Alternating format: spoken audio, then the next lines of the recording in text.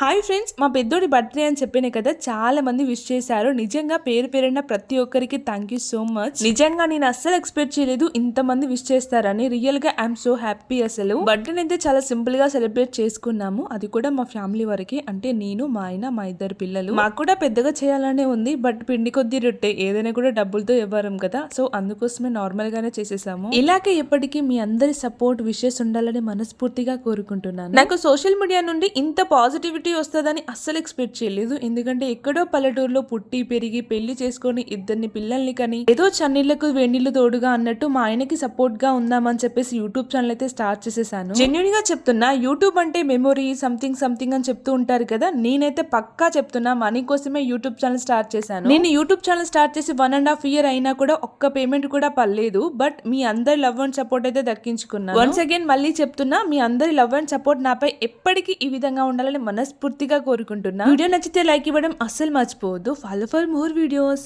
Bye guys.